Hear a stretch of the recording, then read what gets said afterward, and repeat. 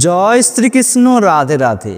নমস্কার বন্ধুরা আজ 10 জানুয়ারি শুক্রবার পালিত হচ্ছে বছরের সর্বপ্রথম একাদশী পুত্রদা একাদশী। বছরের 24টি একাদশীর ব্রতের মধ্যে একটা সর্বশ্রেষ্ঠ ব্রত হচ্ছে এই পুত্রদা একাদশী ব্রত। আজকের দিনটি খুবই শুভ এবং একটি পবিত্রতম দিন। এই দিনে যে সকল কৃষ্ণ ভক্তরা এই পুত্রদা একাদশীর ব্রতটি পালন করবেন তাদের জীবন থেকে সকল প্রকার বাধা বিপত্তি, দুঃখ, দারিদ্রতা নাশ হবে এবং তাদের সমস্ত মনস্কামনা পূর্ণ হবে। একাদশীর ব্রত সাধারণত উপবাস, পূজা এবং প্রার্থনার মাধ্যমে পালিত হয়। একাদশীর বিভিন্ন রূপের মধ্যে পুত্রদা একাদশী একটি অন্যতম একাদশী। এই একাদশীটি বিশেষভাবে গুরুত্বপূর্ণ কারণ এটি মূলত সন্তান লাভের আশায় পালন করা হয়। ভগবান বিষ্ণুর কৃপায় এই একাদশী পালনের মাধ্যমে সন্তানের আশীর্বাদ লাভ করা যায়। তাই অবশ্যই এই পুত্রদা একাদশীর ব্রতটি ভক্তি, ভালোবাসা, শ্রদ্ধা মনে আপনারা আজ অবশ্যই পালন করুন। বন্ধুরা, এই দিনে উপবাস করেন কিংবা না করেন, কিন্তু অবশ্যই এই দিনে এই পুত্রদা একাদশীর ব্রত কথাটি আপনারা অবশ্যই ভক্তি, ভালোবাসা, শ্রদ্ধা মনে শ্রবণ করবেন। এর ফলে আপনার জীবন থেকে সমস্ত রকমের নেগেটিভ এনার্জির নাশ হবে। আপনার সংসারে সুখ সমৃদ্ধি আসবে, সংসার থেকে দারিদ্রতা দারীভূত হবে, জীবনে মান সম্মান খ্যাতি অর্জন করবেন। তাই অবশ্যই এই পুত্রদা একাদশী ব্রতটি ভক্তি, ভালোবাসা, শ্রদ্ধা মনে আপনারা অবশ্যই শ্রবণ করুন। এতে ভগবানের কৃপা লাভ হবে, জীবনে সমস্ত মনস্কামনা পূর্ণ হবে এবং সন্তান লাভ হবে। এর পাশাপাশি শাস্ত্রে এই পুত্রদা একাদশীর বিশেষ মাহাত্ম্য কথা বর্ণনা করা হয়েছে। আজকের ভিডিওতে আমরা সেই প্রসঙ্গে জানার চেষ্টা করব। আমাদের সকলেরই আজকের এই গুরুত্বপূর্ণ তথ্যগুলি জানা খুবই প্রয়োজন। তাই অবশ্যই আমার প্রিয় সকল কৃষ্ণ ভক্তগণ ভিডিওটি ভক্তি, ভালোবাসা, শ্রদ্ধার সহিত শ্রবণ করবেন। আর এই চ্যানেলে নতুন হয়ে থাকলে দয়া করে চ্যানেলটি সাবস্ক্রাইব করবেন, কারণ পরবর্তী সময়ে এই ধরনের নতুন নতুন ভিডিও বা তথ্য পাওয়ার জন্য।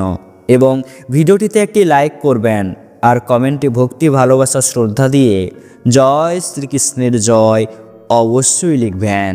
আমাদের হিন্দু ধর্মে বহু একাদশী তিথি রয়েছে এবং সেই একাদশী তিথির প্রত্যেকটি আলাদা আলাদা মাহাত্ম্য রয়েছে। শাস্ত্রে সেই একাদশীর নিয়মবিধি মেনে নিষ্ঠা মনে আচার পালন করার বিধি রয়েছে। আজ 10 জানুয়ারি শুক্রবার, অবশ্যই বছরের সর্বপ্রথম একাদশী পুত্রদা একাদশী। যে একাদশীর ব্রত পালন করলে নিঃসন্তান দম্পতিদের একটি যোগ্য সন্তান লাভ হয়। তাছাড়া যারা সন্তানদের সুস্থতার জন্য এই ব্রত রাখেন তাদের সন্তান দীর্ঘায়ু লাভ করে, জীবনে অনেক উন্নতি লাভ করে এবং পরিবারের জন্য খ্যাতি এনে দেয়। নিষ্ঠা সহকারে এই একাদশী পালন করলে শ্রীহরির কৃপায় তার সকল পাপ বিনষ্ট হয়। পুত্রদা একাদশী মূলত দুটি সময়ে পালন করা হয়, একটি শীতকালের পৌষ মাসে এবং অন্যটি গ্রীষ্মকালের শ্রাবণ মাসে। পুত্রদা একাদশীর প্রধান উদ্দেশ্য হল সন্তান কামনা করা। বিশ্বাস করা হয় যে যারা সন্তানের আশায় দীর্ঘদিন ধরে অপেক্ষা করছেন তারা এই একাদশী পালন করলে সন্তান লাভের সম্ভাবনা বৃদ্ধি পায়।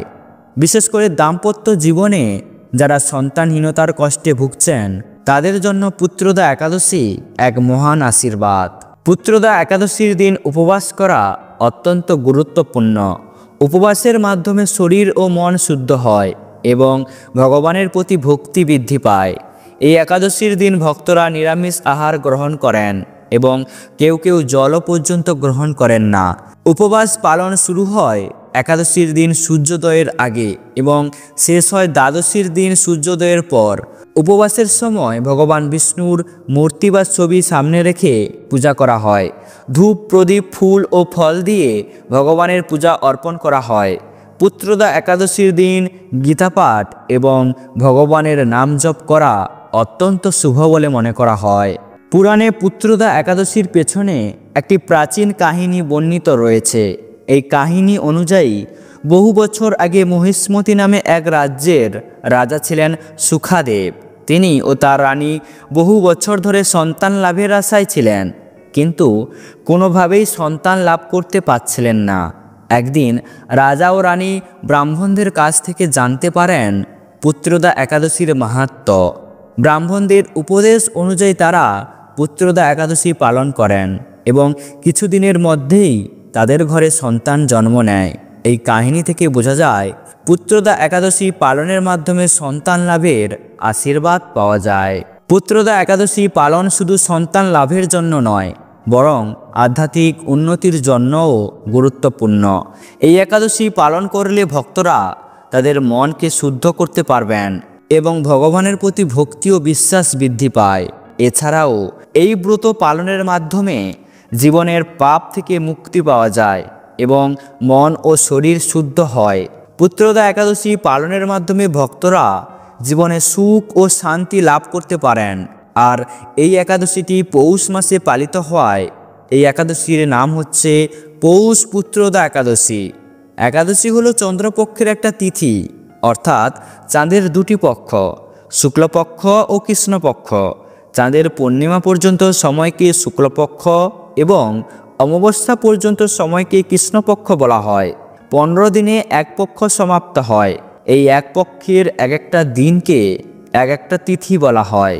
এই একাদশী ব্রত উভয় সম্প্রদায় ব্যক্তি পালন করে থাকে। একাদশীর উপবাসকে সবার মধ্যে সবচেয়ে ফলদায়ক বলে মনে করা হয়। ভগবান শ্রীকৃষ্ণ নিজেই বলেছেন যে পৌষ পুত্রদা একাদশীর মতো ফলদায়ক উপবাস আর নেই। এই উপবাস পালন করলে সুখ, সমৃদ্ধি ও ধনসম্পদ বৃদ্ধি পায়। যারা পৌষ পুত্রদা একাদশীর ব্রত ভক্তি সহকারে উপবাস পালন করে তারা পুণ্যবান সন্তান লাভ করে। ভগবান বিষ্ণুর কৃপায় ভক্তরা মোক্ষ লাভ করে। তাই আসুন বন্ধুরা, আমরা সবাই একসাথে এই পুত্রদা একাদশীর মাহাত্ম্য কথাটি শ্রবণ করি। যুধিষ্ঠির বললেন, হে শ্রীকৃষ্ণ, পৌষ মাসের শুক্লপক্ষের একাদশীর নাম কি? বিধি বা কি? কোন দেবতা এই দিনে পূজিত হন এবং আপনি কার প্রতি সন্তুষ্ট হয়ে এই ব্রতফল প্রদান করেছিলেন? কৃপা করে আমাকে সবিস্তারে বলুন। শ্রীকৃষ্ণ বললেন, হে মহারাজ, এই একাদশী পুত্রদা নামে প্রসিদ্ধ, সর্বপাপ বিনাশী ও কামদা। এই একাদশীর অধিষ্ঠাত্রী দেবতা হলেন সিদ্ধিদাতা নারায়ণ। ত্রিলোকের এর মতো শ্রেষ্ঠ ব্রত নেই। এই ব্রতকারীকে নারায়ণ বিদ্বান ও যশস্বী করে তোলেন। এখন আমার কাছে ব্রতের মাহাত্ম্য শ্রবণ করুন। ভদ্রাবতী পুরীতে সুকেতু নামে এক রাজা ছিলেন। তার রানীর নাম ছিল শৈব্য। রাজা দম্পতি বেশ সুখেই দিন যাপন করছিলেন। বংশ রক্ষাকার জন্য বহুদিন ধরে ধর্মকর্মের অনুষ্ঠান করেও যখন পুত্র লাভ হলো না, তখন রাজা দুশ্চিন্তায় কাতর হয়ে পড়লেন। তাই সকল ঐশ্বর্যবান হয়েও পুত্রহীন রাজার মনে কোনো সুখ ছিল না। তিনি ভাবতেন, পুত্রহীনেদের জন্ম বৃথা ও গৃহশূন্য। পিতৃদেব মনুষ্য লোকের কাছে যে ঋণ শাস্ত্রে উল্লেখ আছে তা পুত্র বিনা পরিশোধ হয় না। পুত্রবান জনেদের এ জগতে যশলাভ ও উত্তম গতি লাভ হয় এবং তাদের আয়ু, আরোগ্য, সম্পত্তি প্রভৃতি বিদ্যমান থাকে। নানা দুশ্চিন্তাগ্রস্ত রাজা আত্মহত্যা করবেন বলে স্থির করলেন, কিন্তু পরে বিচার করে দেখলেন আত্মহত্যা মহাপাপ। এর ফলে কেবল দেহের বিনাশ মাত্র হবে, কিন্তু আমার পুত্রহীনতা তো দূর হবে না। তারপর একদিন রাজা নির্বীর বনে গমন করলেন। বন ভ্রমণ করতে করতে দ্বিপ্রহর অতিক্রান্ত হয়ে রাজা ক্ষুধাতৃষ্ণায় অত্যন্ত কাতর হলেন। এদিক ওদিক জলাদির অনুসন্ধান করতে লাগলেন।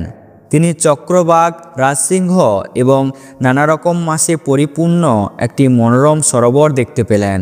সরোবরের কাছে মুনিদের একটি আশ্রম ছিল। তিনি সেখানে উপস্থিত হলেন। সরোবর তীরে মুনিগণ দেবপাঠ করছিলেন। মুনিবৃন্দের শ্রীচরণে তিনি দানদব্য প্রণাম করলেন। মুনিগণ রাজাকে বললেন, হে মহারাজ, আমরা আপনার প্রতি প্রসন্ন হয়েছি। আপনার কি প্রার্থনা বলুন। রাজা বললেন, আপনারা কে এবং কি জন্যই বা এখানে সমবেত হয়েছেন? মুনিগণ বললেন, হে মহারাজ, আমরা বিশ্বদেব নামে প্রসিদ্ধ এই সরোবরে স্নান করতে এসেছি। আজ থেকে 5 দিন পরেই মাঘ মাস আরম্ভ হবে। আজ পুত্রদা একাদশীর তিথি। পুত্র দান করে বলেই এই একাদশীর নাম পুত্রদা।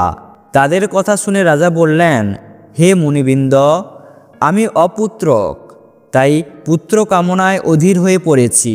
এখন আপনাদের দেখে আমার হৃদয়ে আশার সঞ্চার হয়েছে। এ দুর্ভাগা পুত্রহীনের প্রতি অনুগ্রহ করে একটি পুত্র প্রদান করুন। মুনিগণ বললেন, হে মহারাজ, আজ সেই পুত্রদা একাদশীর তিথি, তাই এখনই আপনি এই ব্রত পালন করা শুরু করুন। ভগবান শ্রীকেশবের অনুগ্রহে অবশ্যই আপনার পুত্র লাভ হবে। মুনিদের কথা শোনার পর যথাবিধানে রাজা কেবল ফলমূলাদি আহার গ্রহণ করে সেই ব্রত অনুষ্ঠান করলেন। দ্বাদশীর দিনে উপযুক্ত সময়ে শস্যাদি সহযোগে পালন করলেন। মুনিদের প্রণাম নিবেদন করে নিজে গৃহে ফিরে এলেন। ব্রতের প্রভাবে রাজার যথাসময়ে একটি তেজস্বী পুত্র লাভ হলো। হে মহারাজ, এই ব্রত সকলেরই পালন করা কর্তব্য। মানব কল্যাণ কামনায় আপনার কাছে আমি এই ব্রত কথা বর্ণনা করলাম। নিষ্ঠা সহকারে যারা এই পুত্রদা একাদশী ব্রত পালন করবে, তারা পুত নামক নরক থেকে পরিত্রাণ লাভ করবে। আর এই ব্রত কথা শ্রবণ কীর্তনের অগ্নিষ্ঠম যজ্ঞের ফল লাভ করা যায়।